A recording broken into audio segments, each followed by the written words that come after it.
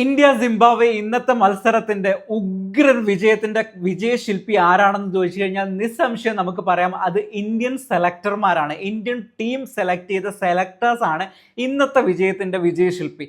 കാരണം അത്രയ്ക്ക് മികച്ച ടീമിനെയാണ് ഇന്ന് അവർ സെലക്ട് ചെയ്തത്. കാരണം കുറച്ച് ദിവസങ്ങളായി നമുക്ക് ഇന്ത്യൻ ടീമിന്റെ സെലക്ഷനെ പറ്റി ഒരുപാട് പരാതികൾ ഉണ്ടായിരുന്നു.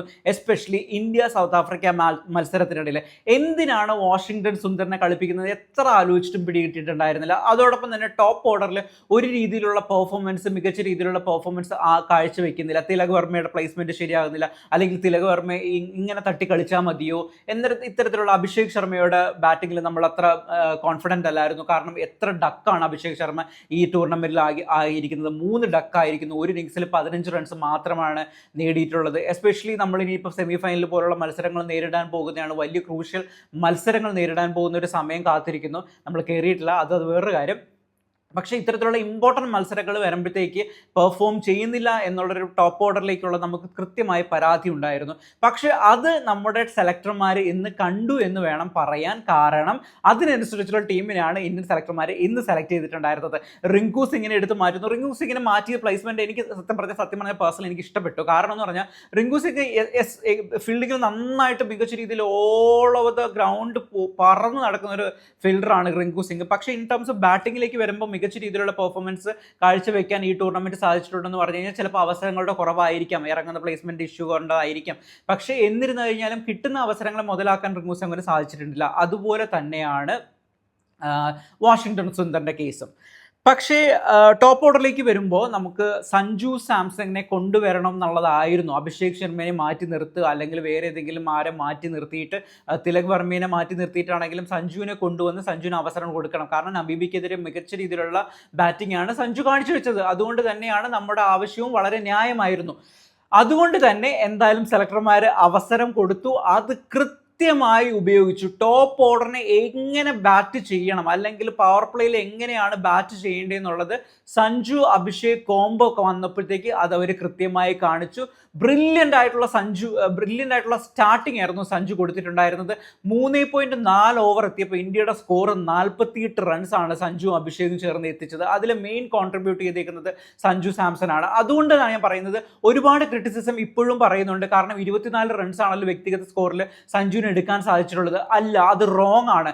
പക്ഷെ അത്രയും വലിയൊരു സ്കോർ ആ 3 ഓവറിൽ എടുക്കാൻ പറ്റിയതിൻ്റെ മൊമെൻറ്റമാണ് ബാക്കിയുള്ള ബാറ്റ്സ്മാൻമാർ കൊണ്ടുപോയത്. അതുകൊണ്ട് തന്നെയാണ് ഇന്ത്യക്ക് 256 റൺസ് എന്നുള്ള ഹ്യൂജ് ടോട്ടലിലേക്ക് എത്തിക്കാൻ പറ്റിയത്.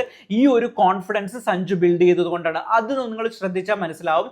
ഗൗതം ഗംഭീർ ആണെങ്കിലും ടീം സ്റ്റാഫ് ആണെങ്കിലും സഞ്ജു സാംസനെ വെളിയിൽ വെച്ചിട്ട് കൺഗ്രാജുലേറ്റ് ചെയ്യുന്നുണ്ടായിരുന്നു. അത് നിങ്ങൾ കണ്ടിട്ടുണ്ടാകും. അതിൽ നിന്ന് കൃത്യമാണ്. പിന്നീട് ബാക്കി പറഞ്ഞതുപോലെ ഏറ്റവും സന്തോഷം നൽകുന്ന അടുത്തൊരു വാർത്ത എന്ന് പറയുന്നത് അഭിഷേക് ശർമ്മയും ഫോമിലേക്ക് വന്നത്. ഇനിയുള്ള മത്സരങ്ങളിൽ അഭിഷേക് ശർമ്മയുടെ ഇന്നിങ്സ് വളരെ ക്രൂഷ്യലാണ്. എസ്പെഷ്യലി ഇന്ത്യൻ നമ്മുടെ ടീം ടോപ്പ് ഓർഡേഴ്സിനെ ബേസ് ചെയ്താണ് കൂടുതൽ നിൽക്കുന്നത്. കാരണം ടോപ്പ് ഓർഡേഴ്സ് കൊളാപ്സ് ആയി കഴിഞ്ഞാൽ തീർച്ചയായിട്ടും മിഡിൽ ഓർഡേഴ്സ് പെർഫോം ചെയ്യുന്നില്ല. പക്ഷേ ടോപ്പ് ഓർഡേഴ്സ് നല്ല രീതിയിൽ ബാറ്റ് ചെയ്യുകയാണെങ്കിൽ അതിനനുസരിച്ച് പിന്നീടുള്ള ഇൻക്ലൂഡഡ് ഹാർദിക് പാണ്ഡ്യ ആണെങ്കിലും തിലക് വർമ്മ ആണെങ്കിലും ശിവൻ ദുബെ ആണെങ്കിലും ഇവരെല്ലാം മികച്ച രീതിയിലുള്ള സപ്പോർട്ട് ടോപ്പ് ഓർഡേഴ്സിന് കൊടുക്കുമ്പോഴത്തേക്ക് നല്ല രീതിയിലുള്ള ടോട്ടൽ ഇന്ത്യക്ക് നേടാൻ സാധിക്കുന്നുണ്ടായിരുന്നു.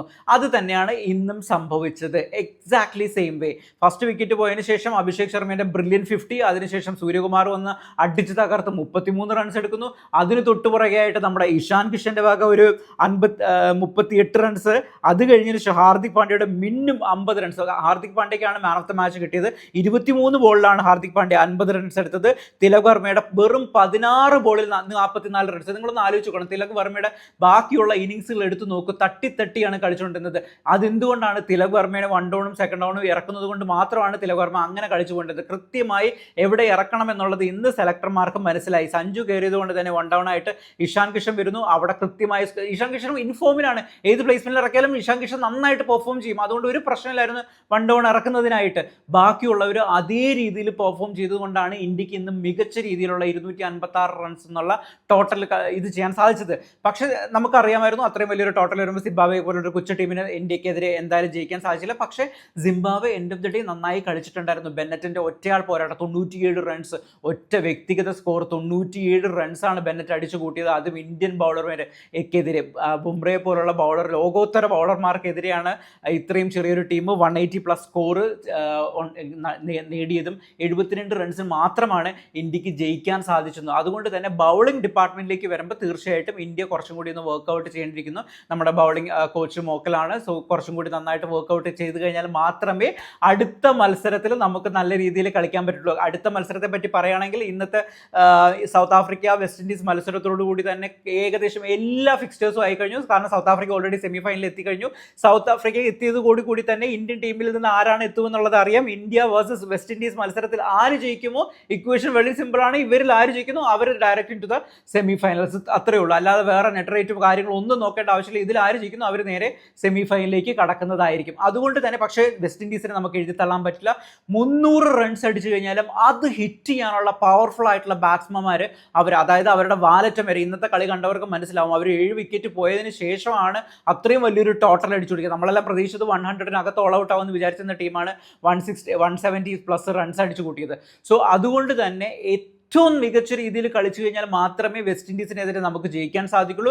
അതുപോലെ തന്നെ 100-നകത്ത് വേണമെങ്കിൽ വെസ്റ്റ് ഇൻഡീസ് ഓൾ ഔട്ട് ആയി പോവുകയും ചെയ്യാം. അത് അവരുടെ ആ ദിവസത്തെ പെർഫോമൻസിനെ ബേസ് ചെയ്തിരിക്കും. Exactly do or die situation ആണ് വെസ്റ്റ് ഇൻഡീസ് സംബന്ധിച്ചിടത്തോളം. ഇന്ത്യയെ സംബന്ധിച്ചിടത്തോളം ആരായിരിക്കും ജയിക്കുക അവരായിരിക്കും direct into the semi final എന്നുള്ളത് 100% ആണ്.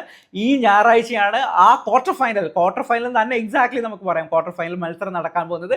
എന്തായാലും നമുക്ക് കാത്തിരുന്ന് കാണാം. ഇന്നത്തെ ഉഗ്രൻ വിജയമായിരുന്നു. അതുപോലെ തന്നെ മറ്റൊരു മികച്ച വിജയം വെസ്റ്റ് ഇൻഡീസിനെതിരെ നേടി നമുക്ക് സെമി ഫൈനലിൽ എത്താൻ സാധിക്കട്ടെ എന്ന് ആശംസിച്ചുകൊണ്ട് വീഡിയോ അവസാനിപ്പിക്കുന്നു. ചാനൽ ഇഷ്ടപ്പെട്ടെങ്കിൽ തീർച്ചയായിട്ടും സബ്സ്ക്രൈബ് ചെയ്യണം. അതോടൊപ്പം തന്നെ വീഡിയോ ലൈക്ക് ചെയ്യാനും മറക്കരുത്. അടുത്ത വീഡിയോ ആയിട്ട് വീണ്ടും കാണാം. ബൈ.